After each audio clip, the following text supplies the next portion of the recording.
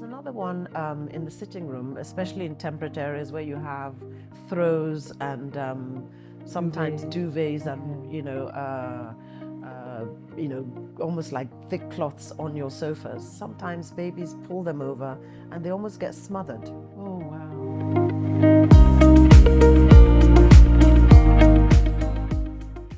Hi, everyone. Today we're talking about childproofing your home, and we're gonna jump right into it. So, Dr. Ayoade, what are the suggestions? There's a newborn baby that has depends on the age. Exactly. A newborn baby that has started exploring the whole house. What are the things to look at? You need to move away all those lovely glass ornaments on low tables. They need to go. You need to cover sockets because you have these plastic covers that you can use to cover sockets so kids don't put their fingers in the sockets. You need to clear off anything that can topple over your baby, your crawling baby. You need to move that all out of the way. Some people don't like rugs on the floor. I agree to move the rugs off the floor so that your baby is not inhaling a bit of dust and trapped stuff that are inside rugs. So if you have a plain floor, that's best for your baby. Your baby will be able to move around a lot faster if it's a plain floor. So basically anything that your baby can reach up to and pull down onto him or herself has got to go. So ornaments got to go. All those fancy glass things that got to go. Yep, like all this wooden stuff that we love to go. That are like long and can fall. Because the babies, they want to explore. Yes. And in the first 5 years of life, babies' brains are like absorbing everything. Mm-hmm. But when they start moving around, they want to taste. Yes. They want to smell. They want to touch. So that's why it's important. I tell parents that thing of drinking hot tea. Yes, and leaving the mug for the steam to come down. Yes, please. In the US, I had a patient, okay, and she said she had an auntie who was Nigerian that used to drink very, very hot tea. So she decided to try the very, very hot tea. Unfortunately for her, that anyway, but the child pulled it down. Yeah, the hot tea. There was a baby and then on a little table with a tablecloth, and the child just pulls down. This is another child that pulls it and burns themselves. Yeah. So that very, very hot tea, and then carrying water sometimes, especially in our environment, you want to have a bath, you're carrying a hot kettle, exactly, or a bucket filled with steaming hot water. True. Please, you have hot water.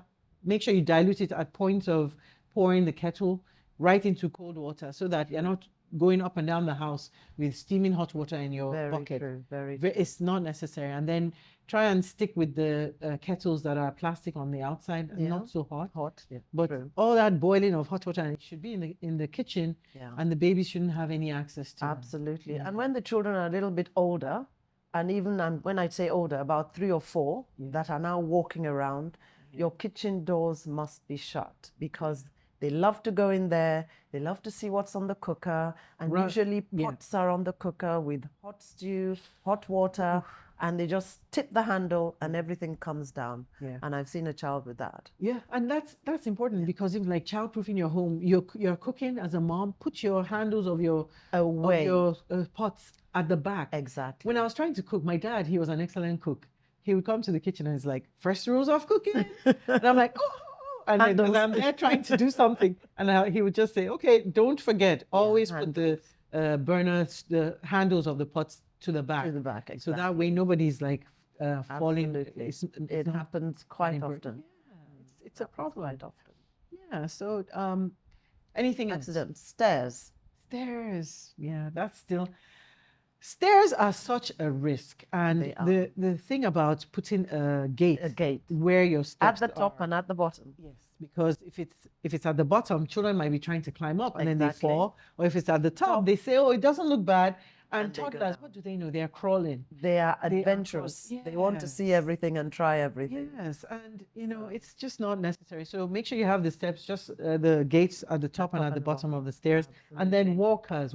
Yes. We don't, American Academy of Pediatrics doesn't even. We don't promote walkers. Yes, because we don't. Children just get to them. They topple in and the next one head injury. Exactly. And then it's a problem. Yeah. So please, walkers, don't make your child walk faster. They may seem convenient for you because you just plonk your child in and you're thinking it's cruising around, but it can be a dangerous... Yeah, and I think also like if they get to an object like a book or something or a toy on the floor, those walkers, they can topple over. Absolutely. And head injury comes up.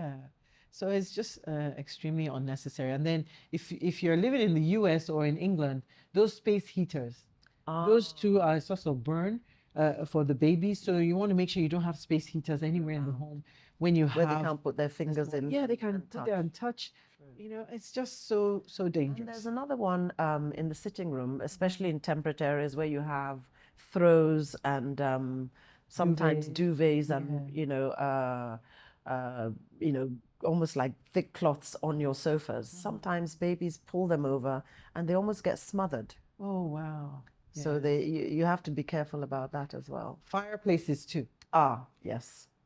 I can't. We don't even want to talk about fire. But from smoke inhalation, you have toddlers going to put their screens. Yeah, exactly. There's screens around the fireplace. The bottom line is nothing can beat 24-hour monitoring of your baby. True. But sometimes you can't watch your baby every minute of the day. True. But just keep them away from all those rooms that have the fireplaces and the open stoves, and there's all these nice gadgets. But when you have a little baby, just take them, make sure those gadgets are not available and they're out of reach. Or the baby's not in that room.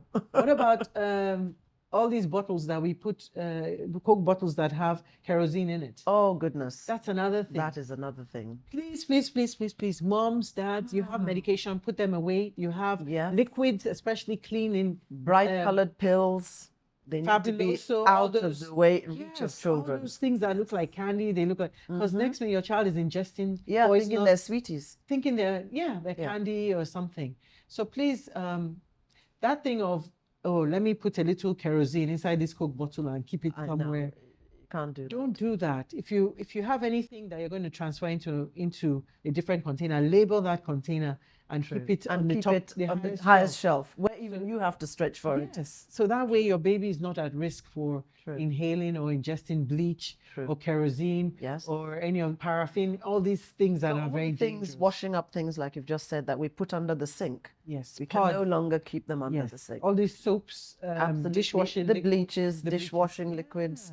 Different corrosive agents, they need to be at a level higher than the child can reach. Yeah, so moms, dads, this is just a little reminder, because a lot of people have heard this before, of course, of the importance of childproofing your home, and just make sure that you do the needful, and everybody, the babies will be safe, and everybody will be happy. Everybody will be happy, absolutely. Yes.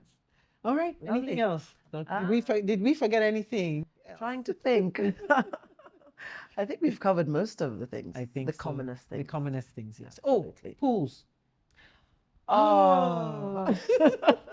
If you have a pool, get a gate, get a what you call it? I mean, near drowning. I've had instances of that. I used to live in California. Yeah. We would have, when I was in the ICU taking care of children. Oh my goodness. Day.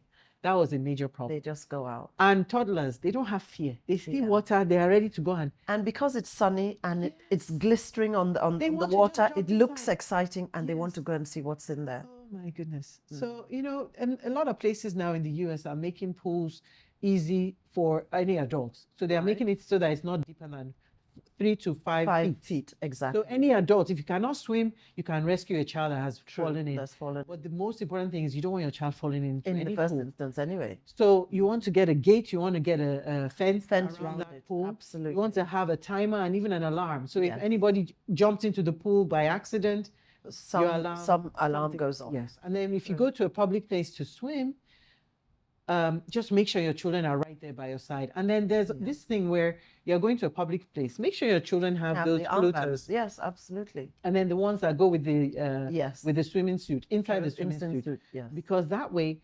it's kind of like, it doesn't, your child can still fall into the pool without them, or they can come off, but at least that helps. Helps, exactly. And then try and get your children enrolled. There was some statistics about Black people generally they don't know how to swim. Swimming is a life skill. They don't swim. If you don't know how to swim, my children, they got to college, and for them to graduate, part of their graduation, they had to learn how to swim. They had to learn how to Really? swim. Yes. If you don't know how to swim, you can't graduate. People teach their children how to swim from age 1. Yeah, sometimes they throw babies in there. 6 months. You see a lot of moms in the US, they're with the baby in the pool, and the baby's like, very excited because they have no fear. Exactly. But when you don't teach your child how to swim, it is a life-saving skill. And you have a pool, in the house, that's a risk already. Exactly. So please, please, please, life saving, it's one of those life skills. Absolutely. Look at the Titanic.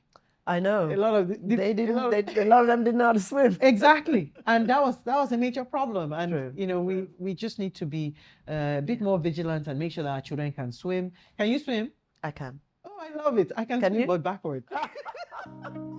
You put me in the pool, I go on my back. You're fine. I can swim for 20 hours. Well, as long as you keep alive anyway. Exactly. So I'm like, if I'm in water, I can swim on the back.